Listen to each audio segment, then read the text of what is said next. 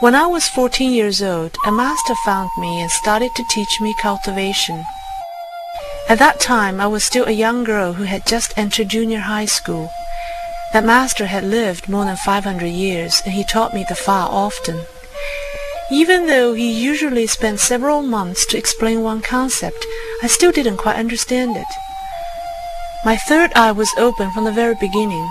I could see that foxes, weasels, snakes, and other evil spirits were everywhere in the temples, and that there wasn't any Buddha on the Buddha statues. Those terrible scenes often frightened me so much that I kept asking my master to shut my third eye.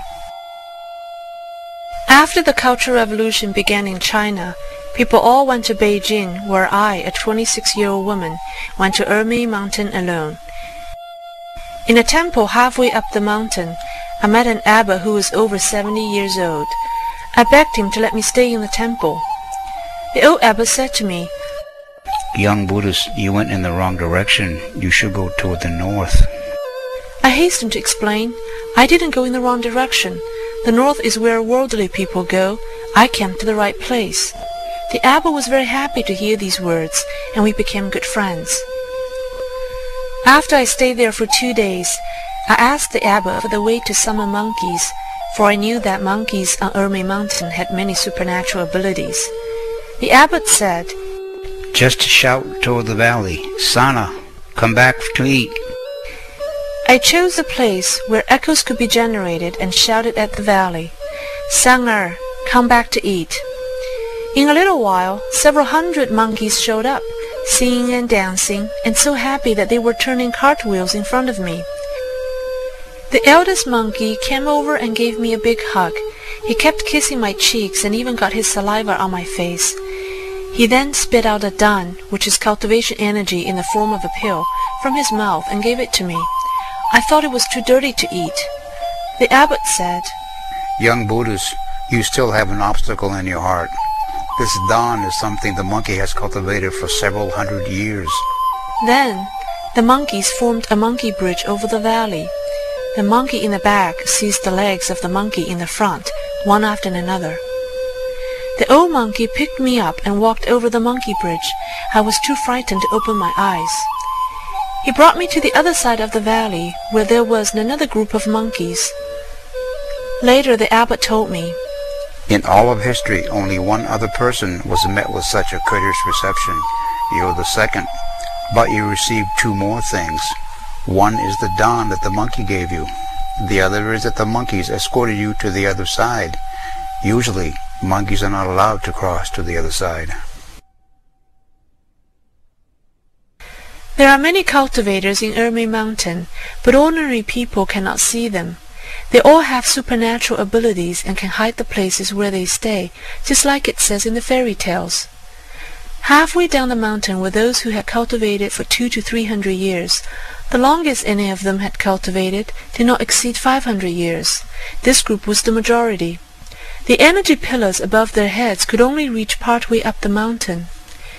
Going up above the halfway point of the mountain, the number of cultivators became fewer and fewer, while their levels of accomplishment in cultivation were higher and higher, and their ages older and older.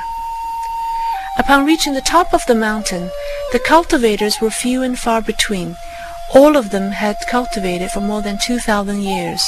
Their energy pillars went beyond the Milky Way, some beyond the level of Tathagata, but they were still cultivating, as they had not yet reached the completion of their cultivation.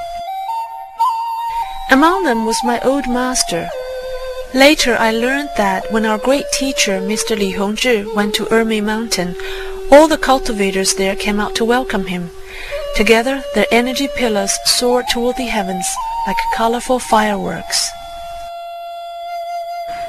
There was a Taoist who had been cultivating for over 4,000 years on Qingchen Mountain.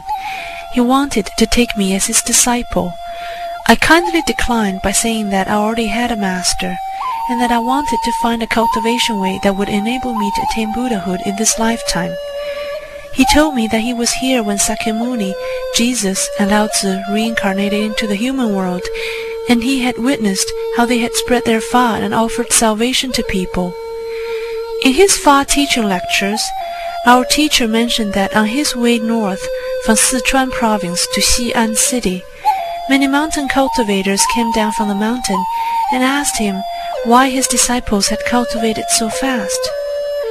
Later, teacher permitted the mountain cultivators to listen to his Fa lectures, and one of these was the Taoist who had cultivated for over 4,000 years. At the end of the Cultural Revolution, another cultivator and I went to the Kanzang region, hoping to find in Tantrism the cultivation way that would enable one to attain Buddhahood in this lifetime. It was well known among cultivators that the true form of Tibetan Tantrism was to be found in Kanzang and no longer in Tibet.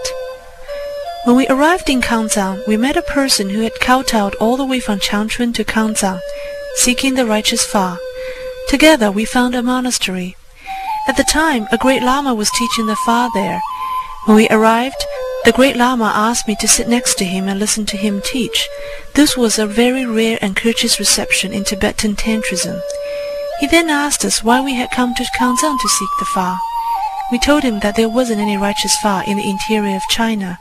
Instead, temples were full of evil spirits, and that's why we had come here, searching for the righteous Fa. The great Lama paused to think for a moment and then said, "That's not true. There will be a great Fa that one hasn't encountered in ages upon ages. That Fa will be spread in the inland areas soon, and it will be spread right from Changchun. You can go back and wait for it." Upon hearing this, I hastened down the mountain and reached an agreement with my companion that whoever found the Fa first should let the other one know. But the person from Changchun didn't believe it and stayed in Kanzang. In the early 1980s, many children with supernatural abilities appeared throughout China. Some could read with their ears, some could see with their hands or the back of their heads. We cultivators knew these things were real, but we also knew that these supernatural abilities shouldn't be used in a performance or to show off. So I found many of the children and explained to their parents why they shouldn't let their children perform. All of the children are protected began cultivating in Falun Dafa later on. As for those so-called critics of supernatural abilities, they were just clowns. The less people believe in gods, the less supernatural phenomena God will allow people to see. If a God permits, having your head changed is only a trivial matter. Yet humans still think that their technology today is so extraordinary.